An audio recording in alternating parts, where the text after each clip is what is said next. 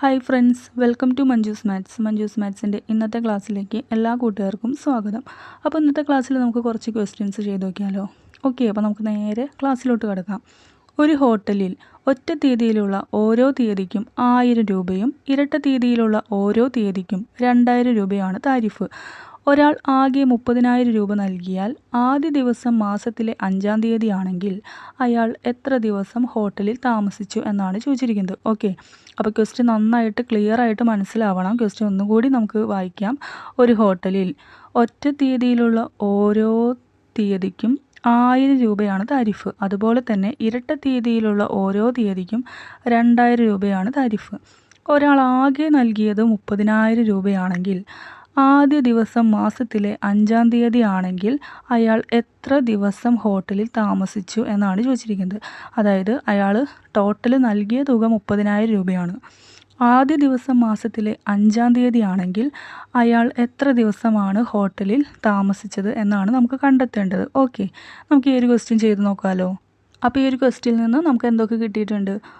ആ ഹോട്ടലിൽ ഓരോ ഒറ്റ തീയതിക്കും 1000 രൂപയാണ് താരിഫ്, അല്ലേ? 1000 രൂപയാണ് താരിഫ്. അതുപോലെ തന്നെ എല്ലാ ഇരട്ട തീയതിയിലും 2000 രൂപയാണ് താരിഫ്. അങ്ങനെയാണെങ്കിൽ ആദ്യത്തെ 2 ദിവസം അയാൾ നിന്ന് കഴിഞ്ഞാൽ ടോട്ടൽ എത്ര രൂപയാണ് താരിഫായിട്ട് പോകുന്നത്? ടോട്ടൽ 1000 + 2000 3000 രൂപയാണ് 2 ദിവസം നിന്ന് കഴിഞ്ഞാൽ ആൾക്ക് താരിഫായിട്ട് പോകുന്നത്. ഓക്കെ, അയാൾ എത്ര രൂപയാണ് ആകെ അടച്ചത്? 30,000 രൂപയാണ് അടച്ചത്. അപ്പോൾ ഈ 30,000നെ ഈ 3000 കൊണ്ട് ഡിവൈഡ് ചെയ്ത് കഴിഞ്ഞാൽ 3000 കൊണ്ട് ഡിവൈഡ് ചെയ്യുമ്പോൾ നമുക്ക് കിട്ടുന്നത് 10 എന്നാണ്. ഓക്കെ, അപ്പോൾ എത്ര ദിവസമാണ് നിന്നത് എന്ന് കാണാനായിട്ട് ഈ 10നെ 2 കൊണ്ട് മൾട്ടിപ്ലൈ ചെയ്താൽ മതി. ടോട്ടൽ 20 ദിവസമാണ് അയാൾ അവിടെ നിന്നത്. ഓക്കെ, അപ്പോൾ ക്വസ്റ്റ്യൻ ഒന്നുകൂടി നമുക്ക് മനസ്സിലാക്കിയിട്ട് എങ്ങനെയാണ് ചെയ്യുക എന്നുള്ളത് നോക്കാം. അതായത് ക്വസ്റ്റ്യൻ തന്നിട്ടുള്ളത് ഓരോ തീയതിക്കും 1000, അതായത് ഓരോ ഒറ്റ തീയതിക്കും 1000 രൂപയാണ് തന്നിട്ടുണ്ട്. ഓരോ ഇരട്ട തീയതിക്കും 2000 രൂപയാണ് താരിഫ്, അല്ലേ? അങ്ങനെയാണെങ്കിൽ ആദ്യത്തെ 2 ദിവസം നിൽക്കുമ്പോൾ എത്ര രൂപയാവും ടോട്ടൽ താരിഫ്? 1000 + 2000 = 3000 രൂപയാണ് ആദ്യത്തെ 2 ദിവസം നിൽക്കുമ്പോൾ താരിഫായിട്ട് പോകുന്നത്. ഓക്കെ, അദ്ദേഹം അടച്ചത് എത്ര രൂപയാണ്? ആകെ അടച്ച തുക 30,000 രൂപയാണ്. അപ്പോൾ 30,000നെ ഈ നമുക്ക് കാണേണ്ടത് എന്താണ്? എത്ര ദിവസം അയാൾ അവിടെ താമസിച്ചു എന്നാണ് കാണേണ്ടത്. അപ്പോൾ ടോട്ടൽ 30,000 രൂപ അടച്ചു. അതിനെ ഈ 2 ദിവസത്തെ തുകയായ 3000 കൊണ്ട് ഡിവൈഡ് ചെയ്യുമ്പോൾ നമുക്ക് കിട്ടുന്നത് എത്രയാണ്? 10 എന്നാണ്. പക്ഷേ 10 ദിവസമാണോ നിന്നത്? അല്ല, ആദ്യത്തെ 2 ദിവസത്തെ തുകയാണ് 3000 എന്ന് പറയുന്നത്. അപ്പോൾ 10നെ 2 കൊണ്ട് മൾട്ടിപ്ലൈ ചെയ്യണം. അപ്പോൾ നമുക്ക് അദ്ദേഹം അവിടെ താമസിച്ച ടോട്ടൽ ദിവസങ്ങൾ കിട്ടും. ഓക്കെ, അപ്പോൾ ഇത്രയുള്ള ഒരു ക്വസ്റ്റ്യൻ. നമുക്ക് നെക്സ്റ്റ് ക്വസ്റ്റ്യനിലോട്ട് പോകാം. അടുത്ത ചോദ്യം, ഒരു ഉൽപ്പന്നം 1050 രൂപയ്ക്ക് വിൽക്കുമ്പോൾ ലഭിക്കുന്ന ലാഭം അത് 375 രൂപയ്ക്ക് വിൽക്കുമ്പോൾ ഉണ്ടാകുന്ന നഷ്ടത്തിൻ്റെ 14 മടങ്ങാണ്. 20% ലാഭം ലഭിക്കണമെങ്കിൽ ആ ഉൽപ്പന്നം എത്ര വിലയ്ക്ക് വിൽക്കണം? ഓക്കെ, ക്വസ്റ്റ്യൻ ഒന്നുകൂടി റിപ്പീറ്റ് ചെയ്യാം. ഒരു ഉൽപ്പന്നം 1050 രൂപയ്ക്ക് വിൽക്കുന്നു. ഓക്കെ, അത് വിൽക്കുമ്പോൾ നമുക്ക് ലഭിക്കുന്ന ലാഭം എന്ന് പറയുന്നത് 375 രൂപയ്ക്ക് വിൽക്കുമ്പോൾ ഉണ്ടാകുന്ന നഷ്ടത്തിൻ്റെ 14 മടങ്ങാണ്. അങ്ങനെയാണെങ്കിൽ 20% ലാഭം ലഭിക്കണമെങ്കിൽ ആ ഉൽപ്പന്നം ഇനി എത്ര വിലയ്ക്ക് വിൽക്കണം എന്നാണ് ചോദിച്ചിരിക്കുന്നത്. ഓക്കെ, അപ്പോൾ ഈ ഒരു ക്വസ്റ്റ്യനിൽ തന്നിരിക്കുന്ന കണ്ടീഷൻസൊക്കെ നമുക്ക് അപ്ലൈ ചെയ്തിട്ട് ഈ ക്വസ്റ്റ്യൻ്റെ ആൻസർ നമുക്ക് കണ്ടെത്താൻ നോക്കാം. ഓക്കെ, അപ്പോൾ ഇവിടെ തന്നിരിക്കുന്നത് എന്താണ്? ഒരു ഉൽപ്പന്നം 1050 രൂപയ്ക്ക് വിൽക്കുമ്പോൾ ലഭിക്കുന്ന ലാഭം എന്തിന് ഈക്വൽ ആണെന്ന് തന്നിട്ടുണ്ട്? 375 രൂപയ്ക്ക് വിൽക്കുമ്പോൾ ഉണ്ടാകുന്ന നഷ്ടത്തിൻ്റെ 14 മടങ്ങാണെന്ന് തന്നിട്ടുണ്ട്. ഓക്കെ, അപ്പോൾ നമുക്ക് ഈ ഒരു ഉൽപ്പന്നത്തിൻ്റെ വില അറിയില്ല. നമ്മൾ അതിനെന്തെന്ന് വിളിച്ചു? എക്സ് എന്ന് വിളിച്ചു. അതായത് എക്സ് രൂപയാണ് ആ ഉൽപ്പന്നത്തിൻ്റെ യഥാർത്ഥ പ്രൈസ് എന്ന് നമ്മൾ വിചാരിച്ചു. ഓക്കെ, ഇനി ഫസ്റ്റ് കണ്ടീഷൻ പ്രകാരം അത് 1050 രൂപയ്ക്ക് വിൽക്കുമ്പോൾ ലാഭമാണ് ലഭിക്കുന്നത് എന്ന് നമുക്ക് തന്നിട്ടുണ്ട്. അപ്പോൾ നമുക്ക് ലാഭം കാണാനായിട്ട് ആ ഒരു കാര്യം നമുക്ക് എങ്ങനെ അപ്ലൈ ചെയ്യാം? 1050 - എക്സ്, അല്ലേ? ഇതാണ് ലാഭം. അതായത് നമ്മളൊരു പേന 10 രൂപയുടെ പേന 15 രൂപയ്ക്ക് വിറ്റപ്പോൾ ലാഭം എന്ന് പറയുന്നത് എങ്ങനെയാണ് കണ്ടുപിടിക്കുക? വിറ്റ വില മൈനസ് ഒറിജിനൽ പ്രൈസ്, അതായത് 15 - 10. ഓക്കെ, 5 രൂപയാണ് അവിടെ ലാഭമായിട്ട് വരുന്നത്. അപ്പോൾ അതേ കാര്യം ഇവിടെ അപ്ലൈ ചെയ്തു. ഒറിജിനൽ പ്രൈസ് എക്സ് ആണെന്ന് വിചാരിച്ചു, 1050 രൂപയ്ക്ക് വിറ്റു. അപ്പോൾ ലാഭം കാണാനായിട്ട് എന്താണ് ചെയ്യുന്നത്? 1050 - എക്സ് നമ്മൾ ചെയ്തു. ആ കിട്ടിയ ലാഭം എന്തിന് ഈക്വൽ ആണെന്നാണ് തന്നിരിക്കുന്നത്? 375 രൂപയ്ക്ക് വിൽക്കുമ്പോൾ ഉണ്ടാകുന്ന നഷ്ടത്തിൻ്റെ 14 മടങ്ങാണെന്ന് തന്നിട്ടുണ്ട്. അപ്പോൾ നമുക്ക് എങ്ങനെ എഴുതാം? നഷ്ടം എന്ന് പറയുമ്പോൾ ഒറിജിനൽ പ്രൈസിൽ നിന്നും വിറ്റ വില അതിൻ്റെ 14 മടങ്ങ് എന്ന് പറയുമ്പോൾ ഇൻറ്റു 14. ഓക്കെ, ഇനി ഇതിൽ നിന്ന് നമുക്ക് എക്സ് കാണാമല്ലോ. എക്സ് കാണാനായിട്ട് 1050 minus X is equal to 14x. ഇനി 14 ഇൻറ്റു മൈനസ് 375 ചെയ്യുമ്പോൾ മൈനസ് 5250 എന്ന് കിട്ടും. ഓക്കെ, ഇനി ഇതിൽ നിന്ന് നമുക്ക് എക്സ് കാണാമല്ലോ. ഈ എക്സ് മൈനസ് എക്സ് അപ്പുറത്തോട്ട് പോകുമ്പോൾ 15x എന്ന് പറയുന്നത് ഇസ് ഈക്വൽ ടു ഈ 5250 ഇപ്പുറത്തോട്ട് വരുമ്പോൾ പ്ലസ് ആവും. അപ്പോൾ ടോട്ടൽ 6300 എന്ന് കിട്ടും. അപ്പോൾ ഇതിൽ നിന്നും എക്സിൻ്റെ വില എന്ന് പറയുന്നത് 6300 ഡിവൈഡഡ് ബൈ 15 ആണ്. ചെയ്യുമ്പോൾ നമുക്ക് കിട്ടുന്നത് 420 എന്നാണ്. ഓക്കെ, അപ്പോൾ നമുക്ക് ഒറിജിനൽ പ്രൈസ് 420 ആണെന്ന് കിട്ടി. ഇനി നമുക്ക് കാണേണ്ടത് എന്താണ്? 20% ലാഭം ലഭിക്കണമെങ്കിൽ ആ ഉൽപ്പന്നം എത്ര രൂപയ്ക്ക് വിൽക്കണം? അപ്പോൾ ലാഭമാണ് കാണേണ്ടത് അല്ലേ? അപ്പോൾ ഒറിജിനൽ പ്രൈസ് 420 ആണെങ്കിൽ 20% ലാഭം ലഭിക്കണമെങ്കിൽ നമുക്ക് എന്ത് ചെയ്താൽ മതി? ഒറിജിനൽ പ്രൈസിൻ്റെ 120% കണ്ടാൽ മതി. ഓക്കെ, അപ്പോൾ ഇത് ചെയ്യുമ്പോൾ നമുക്ക് ഈ പൂജ്യങ്ങൾ ക്യാൻസൽ ചെയ്യാം. 42 × 12 ചെയ്യുമ്പോൾ 504 എന്ന ആൻസർ കിട്ടും. നമ്മുടെ ആൻസർ എന്ന് പറയുന്നത് ഓപ്ഷൻ സി ആണ്. ഓക്കെ, അപ്പോൾ ഒന്ന് റിപ്പീറ്റ് ചെയ്യാം. നമ്മൾ ഒറിജിനൽ പ്രൈസ് എക്സ് ആണെന്ന് വിചാരിച്ചു. ആ ഉൽപ്പന്നം വിൽക്കുന്നത് 1050 രൂപയ്ക്കാണ്. അതുകൊണ്ട് നമുക്ക് ലാഭം എന്ന് പറയുമ്പോൾ വിറ്റ വില മൈനസ് അതിൻ്റെ price is equal to condition തന്നിരിക്കുന്നത് അത് 375 രൂപയ്ക്ക് വിൽക്കുമ്പോൾ ഉണ്ടാകുന്ന നഷ്ടത്തിൻ്റെ 14 മടങ്ങാണെന്ന് തന്നിട്ടുണ്ട്. അപ്പോൾ എന്തായിട്ട് മാറും? ഒറിജിനൽ പ്രൈസിൽ നിന്നും 375 മൈനസ് ചെയ്തിട്ട് അതിനെ 14 മടങ്ങായതുകൊണ്ട് 14 കൊണ്ട് മൾട്ടിപ്ലൈ ചെയ്യുന്നു. അപ്പോൾ ഇത് രണ്ടും ഈക്വൽ ആണെന്ന് തന്നിരിക്കുന്നതുകൊണ്ട് അത് തമ്മിൽ ഈക്വൽ ആണെന്ന് നമ്മൾ ഇട്ടു. ഓക്കെ, അതിൽ നിന്നും എക്സിൻ്റെ വില നമ്മൾ കണ്ടുപിടിക്കുകയാണ്. അവസാനം ഒറിജിനൽ പ്രൈസായ എക്സ് എന്ന് പറയുന്നത് നമുക്ക് 420 എന്ന ആൻസർ കിട്ടിയിട്ടുണ്ട്. ഇനി നമുക്ക് കാണേണ്ടത് എന്താണ്? അങ്ങനെയാണെങ്കിൽ 20% ലാഭം ലഭിക്കണമെങ്കിൽ ആ ഉൽപ്പന്നം എത്ര രൂപയ്ക്ക് വിൽക്കണം എന്നാണ് ചോദിച്ചിരിക്കുന്നത്. അപ്പോൾ 20% ലാഭമാണ്. ലാഭം എന്ന് പറയുമ്പോൾ എന്ത് ചെയ്താൽ മതി? 420 ആണ് ഒറിജിനൽ പ്രൈസ്, അതിൻ്റെ 120% കണ്ടാൽ മതി. അപ്പോൾ നമുക്ക് കിട്ടിയത് 504 ആണ്. ഓക്കെ, അപ്പോൾ ഈ ഒരു ക്വസ്റ്റ്യൻ ക്ലിയർ ആയെന്ന് വിശ്വസിക്കുന്നു. നമുക്ക് നെക്സ്റ്റ് ക്വസ്റ്റ്യനിലോട്ട് പോവാം. ഒരു പട്ടണത്തിലെ ജനസംഖ്യ 9,26,100 ആണ്. ഇത് വർഷം തോറും 5% എന്ന നിരക്കിൽ വർദ്ധിച്ചു വരുന്നുവെങ്കിൽ 3 വർഷം മുൻപ് ജനസംഖ്യ എത്രയായിരുന്നു എന്നാണ് ചോദിച്ചിരിക്കുന്നത്. അപ്പോൾ ക്വസ്റ്റ്യൻ ഒന്നുകൂടി റിപ്പീറ്റ് ചെയ്യാം. ഒരു പട്ടണത്തിൽ ജനസംഖ്യ എന്ന് പറയുന്നത് 9,26,100 ആണ്. വർഷം തോറും 5% എന്ന നിരക്കിൽ വർദ്ധിച്ചു വരുന്നു എന്ന് തന്നിട്ടുണ്ട്. അങ്ങനെയാണെങ്കിൽ 3 വർഷം മുൻപത്തെ ജനസംഖ്യയാണ് നമ്മളോട് ചോദിച്ചിരിക്കുന്നത്. അപ്പോൾ ഓരോ വർഷവും 5% 5% എന്ന നിരക്കിൽ വർദ്ധിച്ചുകൊണ്ട് ഇരിക്കുകയാണ്. അങ്ങനെയാണെങ്കിൽ 3 വർഷം മുൻപത്തെ ജനസംഖ്യയാണ് നമ്മളോട് ചോദിച്ചിരിക്കുന്നത്. അപ്പോൾ ഈ ക്വസ്റ്റ്യൻ ഇങ്ങനെ കിട്ടുമ്പോൾ നമുക്ക് എങ്ങനെയാണ് ഇത് ചെയ്യാന്നുള്ളത് നോക്കാം. അപ്പോൾ ഈ ഒരു ക്വസ്റ്റ്യൻ ചെയ്യാനായിട്ട് ഒരൊറ്റ കാര്യം ചെയ്താൽ മതി. 3 വർഷം മുൻപത്തെ ജനസംഖ്യയാണ് നമുക്ക് കാണേണ്ടത്. നമുക്ക് 3 വർഷം മുമ്പത്തെ ജനസംഖ്യ അറിയില്ല. അതിനെ നമ്മൾ എക്സ് എന്ന് വിളിച്ചു. അതായത് എക്സ് എന്ന് പറയുന്നത് 3 വർഷം മുൻപുള്ള ജനസംഖ്യയാണെന്ന് നമ്മൾ എടുത്തു. നമുക്ക് എക്സിൻ്റെ വില കണ്ടാൽ മതിയല്ലോ. ഓക്കെ, ഇവിടെ തന്നിരിക്കുന്നത് എന്താണ്? ഓരോ വർഷവും 5% നിരക്കിൽ ജനസംഖ്യ വർദ്ധിച്ചു വരുന്നു. അപ്പോൾ നമുക്ക് എങ്ങനെ കാണാം? എക്സ് ആണ് 3 വർഷം മുൻപത്തെ ജനസംഖ്യ. ഓരോ വർഷവും 5% വർദ്ധിക്കുന്നു എന്ന് പറഞ്ഞു കഴിഞ്ഞാൽ എക്സ് ഇൻറ്റു 105/100 ഒന്നാമത്തെ വർഷം ഇൻറ്റു 105/100 രണ്ടാമത്തെ വർഷം വർദ്ധിച്ചു, വീണ്ടും ഇൻറ്റു 105/100 ചെയ്താൽ മതി. ഇസ് ഈക്വൽ ടു എന്താണ്? ഇപ്പോഴത്തെ ജനസംഖ്യയായി അല്ലേ? ഇപ്പോഴത്തെ ജനസംഖ്യ 9,26,100, അതായത് 9,26,100.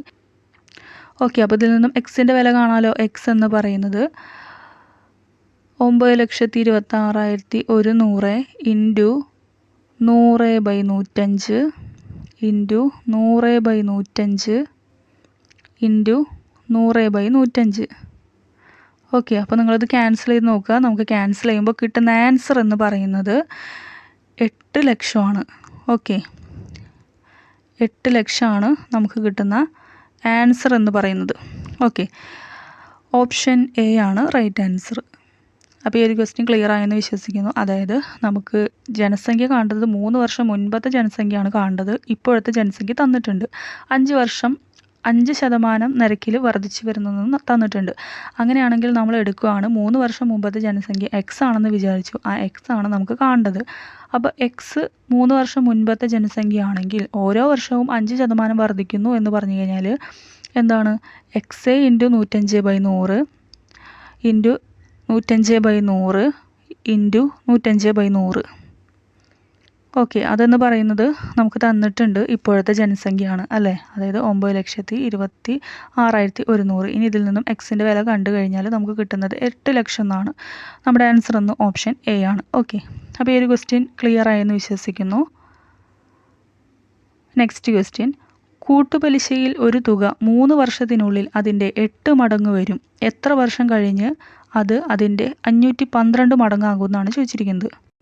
അപ്പോൾ ക്വസ്റ്റ്യൻ ഒന്നുകൂടി റിപ്പീറ്റ് ചെയ്യാം. കൂട്ടുപലിശയിൽ ഒരു തുക 3 വർഷത്തിനുള്ളിൽ അതിൻ്റെ 8 മടങ്ങ് വരും എന്ന് തന്നിട്ടുണ്ട്. എത്ര വർഷം കഴിഞ്ഞ് അത് അതിൻ്റെ 512 മടങ്ങാകുമെന്നാണ് ചോദിച്ചിരിക്കുന്നത്. അപ്പോൾ കൂട്ടുപലിശയാണ് തന്നിരിക്കുന്നത്.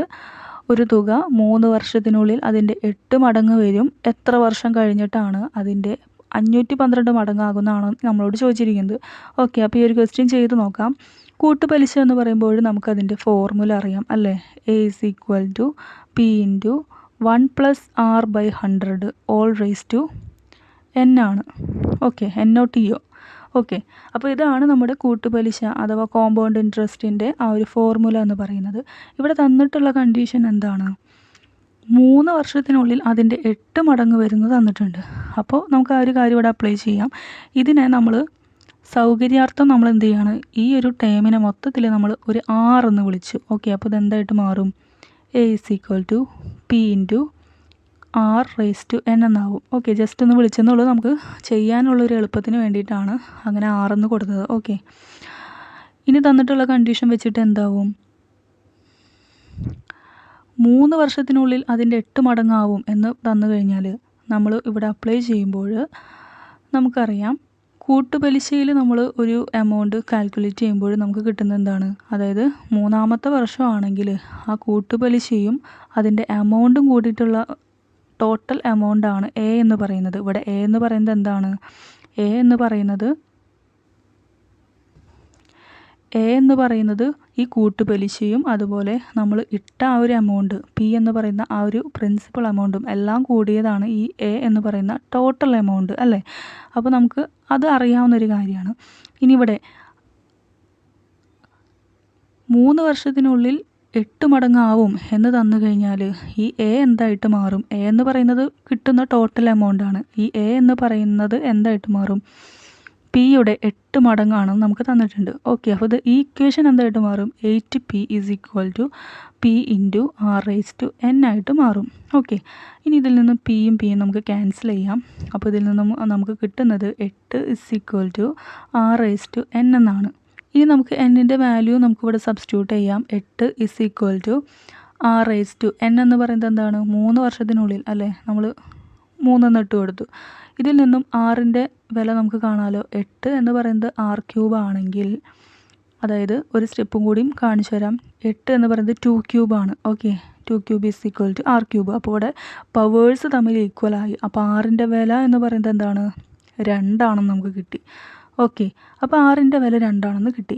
ഇനി നമ്മളോട് ചോദിച്ചിരിക്കുന്നത് എത്ര വർഷം കഴിഞ്ഞ് അത് അതിൻ്റെ 512 മടങ്ങാകുമെന്നാണ് നമ്മളോട് ചോദിച്ചിരിക്കുന്നത്. അപ്പോൾ നമുക്കത് കാണാനായിട്ട് ഈ ചെയ്ത അതേപോലെ തന്നെ നമ്മൾ ചെയ്ത അതേ സ്റ്റെപ്പ് തന്നെ നമുക്ക് ഇവിടെയും അപ്ലൈ ചെയ്യാം. 512 മടങ്ങ് എന്ന് പറയുമ്പോൾ എന്തായിരിക്കും? 512 × P, അതായത് പ്രിൻസിപ്പൽ എമൗണ്ട് 512 ആണ്. അതായത് നിക്ഷേപിച്ച തുക എന്ന് പറയുന്നത് P ആണ്. അപ്പോൾ 512 × P എന്ന് പറയുന്നത് മാറും. ഈ ഇക്വേഷനിൽ നമ്മൾ ഈ ഒരു ടോട്ടൽ ഇക്വേഷനിൽ സബ്സ്റ്റിറ്റ്യൂട്ട് ചെയ്യുമ്പോൾ P × R/n. ഓക്കെ, കാരണം ഇക്വേഷൻ സെയിം ആണ് അല്ലേ. അപ്പോൾ ആറിൻ്റെ വില നമുക്കിവിടെ കിട്ടിയിട്ടുണ്ട് 2 ആണെന്ന്. അപ്പോൾ നമ്മൾ സബ്സ്റ്റിറ്റ്യൂട്ട് ചെയ്യുകയാണ് 512. ഇവിടെ പി തമ്മിൽ ക്യാൻസൽ ചെയ്തിട്ട് പോകും. അപ്പോൾ 512 എന്ന് പറയുന്നത് ആറിൻ്റെ വില 2 ആണ്, 2n. അപ്പോൾ 512 എന്ന് പറയുന്നത് 2n ആയാൽ എന്നിൻ്റെ വില എന്ന് പറയുന്നത് 9 എന്ന് കിട്ടും. അതായത് 29 എന്നതാണ് 512. ഓക്കെ, അപ്പോൾ നമ്മുടെ ആൻസർ എന്ന് പറയുന്നത് സി ആണ്, 9 വർഷം. ഓക്കെ, അപ്പോൾ ഈ ഒരു ക്വസ്റ്റ്യൻ നമുക്കൊന്നും കൂടി ഒന്ന് ക്ലിയർ ആക്കാം. അതായത് നമുക്ക് തന്നിട്ടുള്ള കണ്ടീഷൻസൊക്കെ മനസ്സിലായല്ലോ. അതായത് ഒരു തുക 3 വർഷത്തിനുള്ളിൽ അതിൻ്റെ 8 മടങ്ങ് വരും എന്ന് തന്നിട്ടുണ്ട്. അതായത് നമുക്ക് കൂട്ടുപലിശയുടെ ഇക്വേഷൻ ഫോർമുല നമുക്കറിയാം. A = P × R1 + R/100 all raised to n ആണെന്ന് നമുക്ക് അറിയാം. ഓക്കെ, നമുക്ക് സൗകര്യാർത്ഥം ഈ ഒരു സ്റ്റെപ്പ്, ഈ ഒരു എക്സ്പ്രഷനെ നമ്മൾ ക്യാപിറ്റൽ R എന്ന് വിളിച്ചു, നമുക്ക് ചെയ്യാനുള്ള ഒരു സൗകര്യത്തിനാണ്. ഓക്കെ, അപ്പോൾ A എന്ന് പറയുന്നത് എന്തായിട്ട് മാറി? P × R/n എന്ന് നമുക്ക് എഴുതാം. ഇനി തന്നിരിക്കുന്നത് എന്താണ്? 3 വർഷത്തിനുള്ളിൽ അതിൻ്റെ 8 മടങ്ങ് വരും എന്ന് പറഞ്ഞു കഴിഞ്ഞാൽ നമുക്കറിയാം പ്രിൻസിപ്പൽ എമൗണ്ട് P ആണ്. നമ്മൾ നിക്ഷേപിക്കുന്ന തുക എന്ന് പറയുന്നത് P ആണ്. എല്ലാം കൂടി ഈ കോമ്പൗണ്ട് ഇൻട്രസ്റ്റും എല്ലാം കൂടി കിട്ടുന്ന, നമുക്ക് 3 വർഷം കഴിഞ്ഞ് കിട്ടുന്ന തുക എന്ന് പറയുന്നതാണ്, ആകെ എമൗണ്ടാണ് A എന്നെടുക്കുന്നത്. അതെന്ന് പറയുന്നത് എന്താണ്? 8 മടങ്ങിന് തുല്യമാണ്. അതായത് അപ്പോൾ എന്തായിട്ട് മാറും? 8 × P ആയിട്ട് മാറും. അപ്പോൾ ഇതിൽ നമ്മൾ സബ്സ്റ്റിറ്റ്യൂട്ട് ചെയ്യുകയാണ്. അപ്പോൾ 8P = P × R/n എന്ന് കിട്ടും. അതിൽ നിന്ന് നമുക്ക് P തമ്മിൽ ക്യാൻസൽ ചെയ്ത് കളയാം.